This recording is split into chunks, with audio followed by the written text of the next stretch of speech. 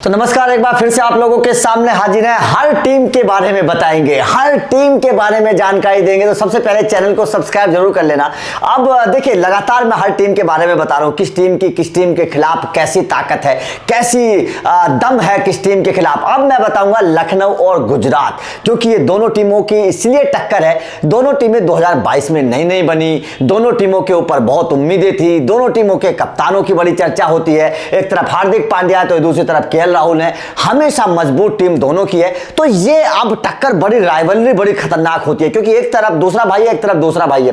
हार्दिक पांड्या, कुणाल पांड्या आमने सामने दोनों हैं। तो इसीलिए लखनऊ और गुजरात की टक्कर बड़ी होती है। 2022 में इन दोनों की बड़ी चर्चा हुई थी और पहला मुकाबला हालांकि गुजरात ने जीता था, शानदार तरीके से गुजरात ने लखनऊ को हराया था। लेकिन इस बार क्या होगा, क्योंकि लखनऊ ने कई बड़े बदलाव किए हैं। अब मैं बताता हूं कि जो प्लेइंग 11 होनी चाहिए, जो हो सकती है लखनऊ की और गुजरात की, उसमें कितना दम है, कौन सी टीम मजबूत है, किसके ऊपर हावी है कौन सी टीम। तो चलिए डिस्कस करते हैं लखनऊ और गुजरात के बारे में। देखिए, लखनऊ की जो प्लेइंग 11 हो सकती है वो राहुल, कुंटन डिकॉक, तीसरे खिलाड़ी के तौर पर दीपक हुड्डा, चौथे खिलाड़ी के तौर पर मुझे लगता है स्टोइनिस होंगे, पांचवें खिलाड़ी के तौर पर बदौनी ने पिछली बार बड़ी अच्छी बल्लेबाजी की थी और मैं चाहता हूं कि ये खिलाड़ी नंबर 5 पर खेले। दिल्ली का खतरनाक बल्लेबाज, बेहतर खिलाड़ी है। उसके बाद में नंबर 6 पर कुणाल पांड्या शायद होंगे, मेरे हिसाब से कुणाल पांड्या खेलते भी हैं। और नंबर 7 मैंने खाली रखा है, नंबर 6 के बजाय नंबर 7 मैंने खाली रखा, क्योंकि यहां पर जेसन होल्डर हुआ करते थे। जेसन होल्डर बाहर हैं, तो मुझे ऐसा लगता है कि लखनऊ के पास पर्स में पैसे भी हैं,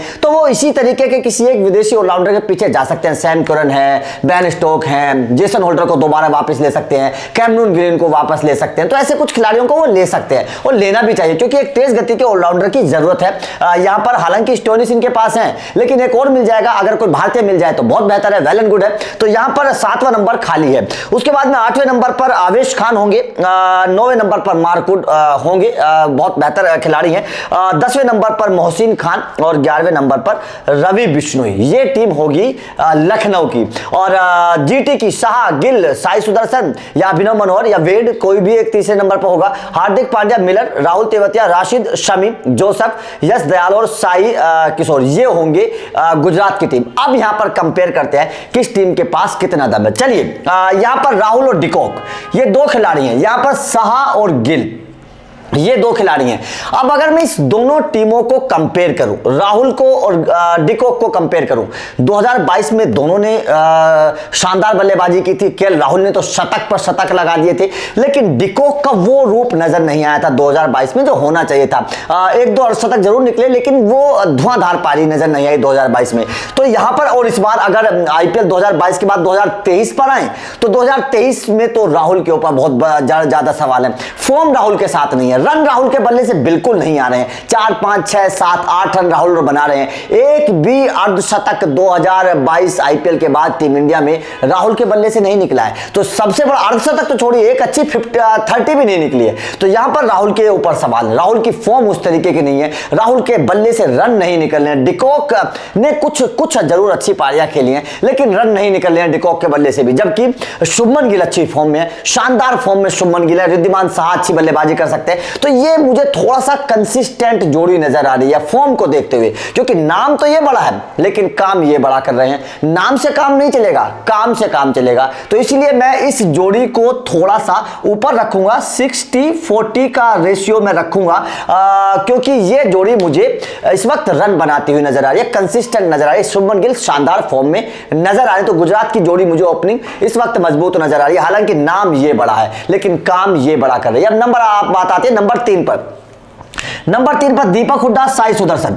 देखिए, नाम और काम दोनों पर बात करता हूं और आप लोगों को समझाने की कोशिश करता हूं ताकि आप लोगों को समझ में आ जाए। देखिए, दीपक हुड्डा को टीम इंडिया में मौका दिया गया, एशिया कप में उतना नहीं खेला, T20 विश्व कप में तो मौका ही नहीं दिया रोहित ने। और जब अब न्यूजीलैंड के खिलाफ भी दीपक हुड्डा मैदान पर आए, तो कोई एक गेंदबाजी के अलावा, दूसरे मुकाबले में 4 विकेट के अलावा बल्लेबाजी से दीपक हुड्डा कोई करिश्मा नहीं कर पाए। और यहां पर साई सुदर्शन घरेलू क्रिकेट में 3 बड़े शतक लगा चुके हैं। हैं, 3 अर्धशतक लगा चुके हैं, बड़ी बल्लेबाजी कर चुके हैं। अगर जगदीशन के बाद दूसरे बल्लेबाज की हम बात करेंगे तो वो साई सुदर्शन हैं इस सीजन में, घरेलू क्रिकेट के इस सीजन में जिन्होंने सबसे ज्यादा शतक लगाए और रन बनाए। तो साई सुदर्शन ने बड़े रन बनाए, फॉर्म में है, इन फॉर्म है। तो यहां पर मुझे साई सुदर्शन थोड़े से ऊपर नजर आ रहे हैं। तो क्योंकि दीपक हुड्डा की बल्ले से रन नहीं निकल रहे हैं उस तरीके के, दीपक हुड्डा के बल्ले से कोई धुआंधार पारी नहीं निकली। हालांकि आईपीएल 2022 के बाद जरूर उन्होंने धुआंधार पारी खेली थी टीम इंडिया के लिए, लेकिन उसके बाद से कोई ऐसा धमाका दीपक हुड्डा के बल्ले से नहीं देखने को मिला जो अच्छा हो। अब यहां पे बात आते हैं स्टोइनिस और हार्दिक। देखिए ये मैं 50-50 रखूंगा, क्योंकि हार्दिक भी बल्लेबाजी और गेंदबाजी से अच्छा कर रहे हैं, स्टोइनिस भी बल्लेबाजी और गेंदबाजी से अच्छा कर रहे हैं। दोनों ऑलराउंडर है, दोनों बेहतर ऑलराउंडर है और दोनों तेज गति के ऑलराउंडर है, तो दोनों बढ़िया कर रहे हैं। हार्दिक बल्ले से और गेंद से दोनों से, स्टोइनिस भी बल्ले और गेंद से दोनों से अच्छा कर रहे हैं। अपनी टीम के लिए बहुत बढ़िया प्रदर्शन स्टोइनिस भी कर रहे हैं, विकेट भी चटका रहे हैं और रन भी बना रहे हैं। तो ये मैं जो नंबर 4 की लड़ाई है ये मैं 50-50 रखूंगा, क्योंकि दोनों खिलाड़ी बराबर बराबर हैं। अब यहां पर आती है बात मिलर और बदोनी। देखिए नंबर 5 पर मिलर और बदोनी। तो जाहिर तौर पर बदोनी ने 2022 में कुछ अच्छी इनिंग जरूर खेली थी, छोटी सी 25-30 रनों की, लेकिन मिलर तो मिलर है मेरे भाई। मिलर थोड़े से मुझे ज्यादा धुआंधार नजर आते हैं। ये थोड़ा सा मुझे बदोनी उतने कंसिस्टेंट और उतने तजुर्बेकार नजर नहीं आते जितने मिलर। मिलर मैच विनर है, मिलर पर आप भरोसा जता सकते हैं कि हाँ ये हमको मैच जिता देंगे। बदोनी पर आप भरोसा नहीं जता सकते कि ये हमको मैच जिताएगा। तो यहां पर मुझे मिलर ऊपर नजर आते हैं। अब बात आती है नंबर 6 की, कुणाल पांड्या, राहुल तेवतिया। तो देखिए बात अगर बल्लेबाजी की है तो यहां पर मुझे राहुल तेवतिया ज्यादा इफेक्टिव नजर आते हैं, क्योंकि कुणाल पांड्या गेंद से जरूर आपके 4 ओवर निकाल सकते हैं, क्योंकि राहुल तेवतिया को गेंद दे ही नहीं रहे हैं हार्दिक पांड्या, उनसे गेंदबाजी करवाई नहीं गई है। तो यहां पर लेकिन दोनों स्पिन ऑलराउंडर हैं, तो यहां पर बल्लेबाजी में मुझे कुणाल पांड्या उतने आक्रामक नजर नहीं आते, उतने खतरनाक या धुआंधार नजर नहीं आते हैं जो 2 गेंदों पर 2 छक्के लगातार लगा देंगे। ऐसे कुणाल पांड्या मुझे नजर नहीं आते हैं,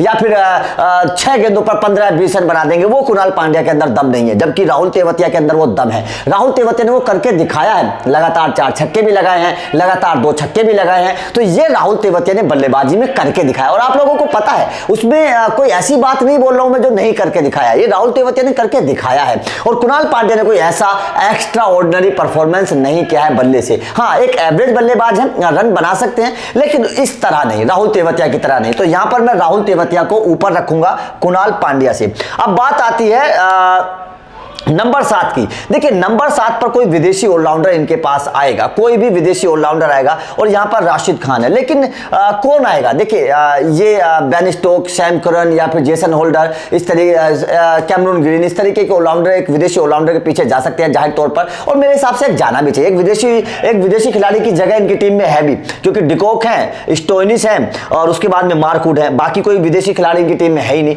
तो एक विदेशी खिलाड़ी एडजस्ट हो सकता है इस टीम में, तो आप एक विदेशी खिलाड़ी के तौर पर जा सकते हैं। किसके पीछे जाएंगे देखने वाली बात होगी। लेकिन अगर सैम करन आए या फिर कैमरून ग्रीन आए, मुझे नहीं लगता बेन स्टोक को ये खरीद पाएंगे, क्योंकि बहुत सारी टीमें उनके पीछे जाएंगी। तो यहां उसके बावजूद भी मुझे लगता है कि राशिद खान थोड़े से ज्यादा इफेक्टिव मुझे नजर आते हैं निचले क्रम पर, क्योंकि वो बल्ले से उनके पास ऐसे ऐसे शॉट है, स्नैक शॉट मार देते हैं, पता नहीं कैसे वो पैरों के नीचे से गेंद को निकाल देते हैं, छक्का मार देते हैं। उनका बैकलिफ्ट बहुत शानदार है राशिद खान का, और बॉटम एंड से बड़ा इस्तेमाल करते हैं, तो लंबे लंबे छक्के लगाने के लिए जाने जाते हैं। और सबसे बड़ी बात है गेंद से बड़े इफेक्टिव हैं। 4 ओवर आप ये समझ लीजिएगा कि उनके 4 ओवर में कोई बल्लेबाज 30 रन तो नहीं बना पाएगा, ये बात पक्की है। 25 रन बना देगा, 24 बना देगा, 30 नहीं बना पाएगा कोई उनके 4 ओवर में, ये आप भरोसा कर सकते हैं। जबकि इन बल्लेबाजों, इन गेंदबाजों के ऊपर बना सकते हैं। तो यहां पर मैं राशिद खान को ऊपर रखना चाहूंगा नंबर 7 पर। अब बात आती है नंबर 8 की। यहां पर आवेश खान है, यहां पर मोहम्मद शमी। तो जाहिर तौर पर सीधी सी बात है, मोहम्मद शमी ज्यादा इफेक्टिव है, ज्यादा तजुर्बेकार भी, विकेट टेकर भी है। आवेश खान का उस तरीके का फॉर्म भी नहीं रहा, आप लोगों को पता है, एशिया कप में पिट कर आए हैं, फिर उसके बाद में T20 विश्व कप से तो बाहर ही हो गए। तो वो बात आवेश खान के अंदर भी नजर नहीं आ रही जो मोहम्मद शमी के अंदर है। तो मोहम्मद शमी ज्यादा इफेक्टिव है।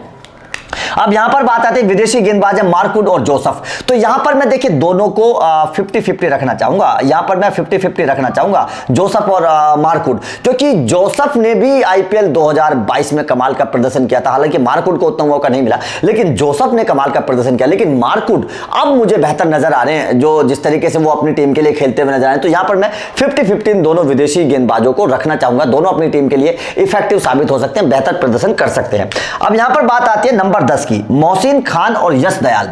देखिए यहां पर भी बहुत टफ कंपटीशन है, बहुत टफ कंपटीशन है। मैं वैसे ही किसी का फेवर नहीं करूंगा।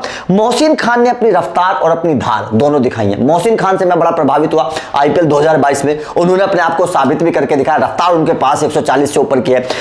तो यश दयाल ने भी अपने आप को साबित करके दिखाया। यश दयाल के पास रफ्तार बेशक नहीं है, लेकिन स्विंग के मास्टर यश दयाल है। तो यहां पर भी देखिए मैं इन दोनों गेंदबाजों को बराबर रखना चाहूंगा। ये भी टक्कर बराबर की है, यश दयाल और मोहसिन खान दोनों की टक्कर बराबर की है। ये भी कमजोरी नहीं है गेंदबाजी के तौर पर, बहुत अच्छी गेंदबाजी यश दयाल भी करते हैं और मोहसिन खान भी करते हैं। मैं दोनों में से किसी गेंदबाज के फेवर में नहीं कहूंगा, दोनों गेंदबाज बराबर मुझे नजर आ रहे हैं। अपनी अपनी काबिलियत दोनों गेंदबाजों के पास नजर आती है। अब यहां पर रवि बिश्नोई और साई, तो जाहिर तौर पर रवि बिश्नोई मुझे थोड़े से ज्यादा इफेक्टिव नजर आते हैं, थोड़े से ज्यादा विकेट टेकर मुझे नजर आते हैं साई किशोर से। तो रवि बिश्नोई को मैं ज्यादा चांस दूंगा, ऊपर रखना चाहूंगा। ये एनालिसिस है। अब मैं बात करता हूं कि कौन सी टीम की कौन सी पोजीशन मजबूत है। देखिए अब एलएसजी की अगर मैं बात करूं तो एलएसजी का मुझे टॉप ऑर्डर उतना मजबूत नजर नहीं आ रहा है। राहुल टॉप 3, अगर टॉप 3 की मैं बात करूं तो टॉप 3 में राहुल, डिकॉक और दीपक, तीनों के बल्ले से कोई बड़ी पारी नहीं निकली आईपीएल 2022 के बाद। 2022 के बाद मैं बात कर रहा हूं, क्योंकि आईपीएल 2022 के बाद तीनों के बल्ले से कोई बड़ी पारी नहीं निकली है। एक दीपक हुड्डा के बल्ले से शतक जरूर निकला है, लेकिन T20 में ही, लेकिन उसके बाद से दीपक हुड्डा के बल्ले से भी कोई ऐसी पारी नहीं निकली है। तो यहां पर राहुल के बल्ला तो बिल्कुल ही खामोश है, 5, 6, 7, 8 रन बना रहे हैं राहुल तो बस। तो यहां पर सवाल तीनों के ऊपर है, जबकि ये टॉप 3 रन बना रहा है। शुभमन गिल और साई सुदर्शन तो खतरनाक फॉर्म में है, बहुत शानदार तरीके से टच में है शुभमन गिल और साई सुदर्शन।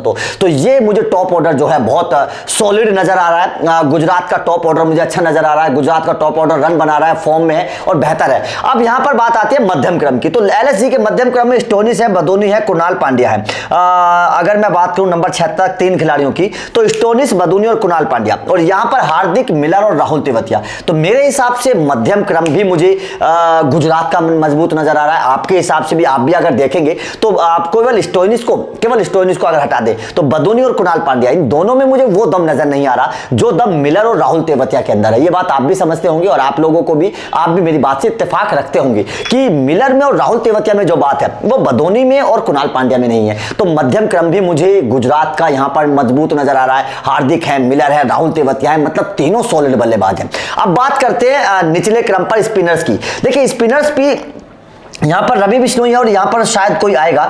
स्पिनर्स भी मुझे ऐसा लग रहा है, देखिए यहां पर इनके पास कुणाल पांड्या है, रवि बिश्नोई है, यहां पर राशिद खान और साई। तो मुझे ऐसा लगता है कि स्पिनर्स में भी एक रवि बिश्नोई के अकेले दम पर मैच नहीं जीता। मुझे लगता है कि शायद ये स्पिनर्स के मामले में भी गुजरात थोड़ी सी 21 है, क्योंकि राशिद और साई दोनों अच्छे हैं, दोनों को आप कमजोर नहीं आंक सकते, दोनों बहुत बेहतर हैं। राशिद खान तो टॉप लेवल के हैं, दुनिया के सबसे बड़े स्पिनर्स में से। तो यहां पर मुझे ऐसा लगता है कि स्पिनर्स के मामले में भी गुजरात की टीम मुझे थोड़ी सी 21 नजर आ रही है। 0.5% अगर मैं बात करूं तो गुजरात की टीम ऊपर आ रही है। अब बात करते हैं गेंदबाजी की। तेज गेंदबाजी कौन सी टीम की मजबूत है? तेज गेंदबाजी के तौर पर देखिए यहां पर आवेश खान है, मार्क वुड है और मोहसिन खान है। स्टोनिस भी ऑलराउंडर के तौर पर है। तो यहां पर 4 हो गए। यहां पर हार्दिक पांड्या स्टोनिस के सामने है, उधर फिर यहां पर शमी है, जोसेफ है और यश दयाल है। तो मुझे ऐसा लगता है अगर करंट फॉर्म की मैं बात करूं, करंट फॉर्म को अगर मैं देखूं तो करंट फॉर्म में मोहसिन खान, अगर मैं डोमेस्टिक क्रिकेट की बात कर रहा हूं तो उतने इफेक्टिव साबित नहीं हुए हैं। आवेश खान ने भी विकेट नहीं लिया, आवेश खान तो टीम इंडिया से भी बाहर हो गए हैं।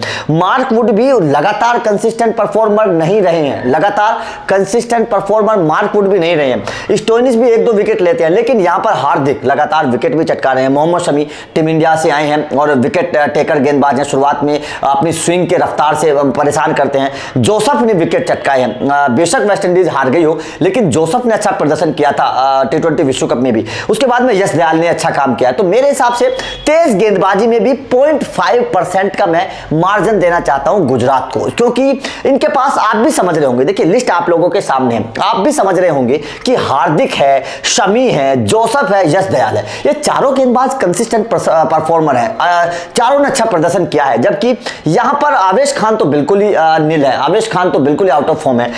मोहसिन और वुड पर थोड़ा सा भरोसा है लेकिन कंसिस्टेंसी नहीं नजर आई। तो मुझे ऐसा लगता है कि कहीं ना कहीं मुझे गुजरात की टीम लखनऊ की टीम से हर क्षेत्र में थोड़ी सी ऊपर नजर आ रही है। तो यहां पर मुझे गुजरात की टीम विनर नजर आ रही है लखनऊ के सामने। नाम बहुत बड़े हैं लखनऊ में, लेकिन काम बड़ा नहीं है, काम बड़े नहीं कर रहे हैं। गुजरात में नाम बड़े नहीं है, लेकिन काम बड़े कर रहे हैं। तो ये गुजरात और लखनऊ का तुलना थी, कंपैरिजन था। आपका इस तुलना पर क्या कहना है, कमेंट करके बताइएगा। और आपका कौन सी टीम आपको लग रही है कि मजबूत है, कमेंट करके बताइए। और किस टीम का आप वीडियो देखना चाहते हैं ये भी जरूर बताइएगा। आईपीएल 2023 के लगातार अपडेट्स हम आप तक पहुंचा रहे हैं। इस तरीके की वीडियोस के लिए चैनल को सब्सक्राइब कर लेना, बेल आइकन को प्रेस कर देना। Thank you very much.